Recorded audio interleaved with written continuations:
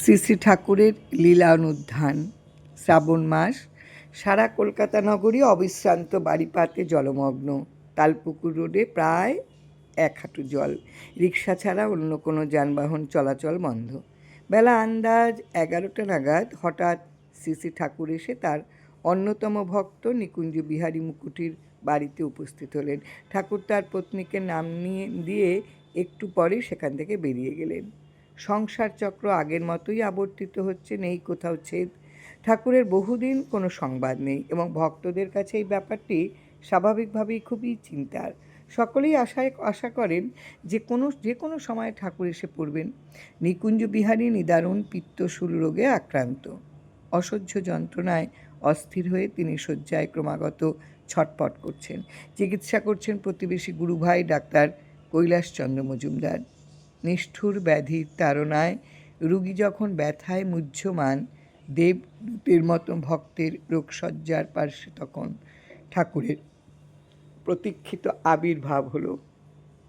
ধীরে ধীরে পরমাত্মীয়ের ন্যায় বুকে হাত বুলিয়ে দেবার কালে স্নেহ বিগলিত কণ্ঠে জিজ্ঞাসা করলেন, খুবই কষ্ট পাচ্ছেন না? অত যন্ত্রণার মধ্যেও ঠাকুরের স্নেহসিক্ত স্বর কর্ণগোচর হতেই নিকুঞ্জবাবু তার পদযুগল স্পর্শ করতে চেষ্টা করলেন। ঠাকুর তাকে নিরস্ত করে বললেন, থাক, প্রণাম হয়েছে, আর কষ্ট করবেন না। পায়ে মাথা ছোঁয়ালেই প্রণাম হয় না। এরপর কিছুক্ষণ নিস্তব্ধ হয়ে থাকবার পর ভক্তকে উদ্দেশ্য করে বললেন, প্রারব্ধ ভোগ করাই ভালো, বাধা দিলে আবার আসতে হয়। আপনি কি করতে চান? ভোগ করবেন না বাধা দেবেন? জবাবে দ্বিধাহীন স্তিমিত স্বরে ভক্ত জানালেন যে বারবার যন্ত্রণা পাওয়ার চেয়ে এ জন্মেই প্রারব্ধ ভোগ তিনি সহ্য করে যেতে চান। তবে সহ্য করবার শক্তিটুকু কখনো যেন অভাব না হয়, এটাই প্রার্থনা। শীঘ্রই দেখা হবার প্রতিশ্রুতি দিয়ে ঠাকুর নিকুঞ্জবাবুর গৃহ থেকে চলে গেলেন। একদিন পরেই ঠাকুর আবার এসে নিকুঞ্জবাবুকে ওই একই প্রশ্ন করতে ভক্তের জবাবের কোনো পরিবর্তন হলো না দেখে প্রশান্ত হাসিতে উদ্ভাসিত হয়ে ঠাকুর প্রিয় ভক্তকে আশ্বাস দিয়ে বললেন, ভোগ খণ্ডন হতে আর বেশি বিলম্ব না হওয়ারই কথা। শুধু নামের আশ্রয়ে পড়ে থাকবার কথাটি একবার স্মরণ করিয়ে দিয়ে ঠাকুর নিষ্ক্রান্ত হলেন।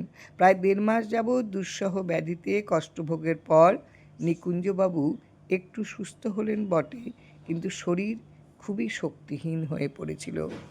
জয় রাম, জয় রাম, গুরু কৃপাহি কেবলম। প্রারব্ধ ভোগ করে যাওয়াই ভালো, না হলে এই সংসারের পাকচক্রে বারে বারে আসা যাওয়া করতে হয়। সেই জন্য ঠাকুর বলেছেন, আপনি ভোগ করবেন নাকি আপনি ভোগ উদ্ধার চাইছেন? ভক্ত কিন্তু বলেছিলেন ভোগ করবেন।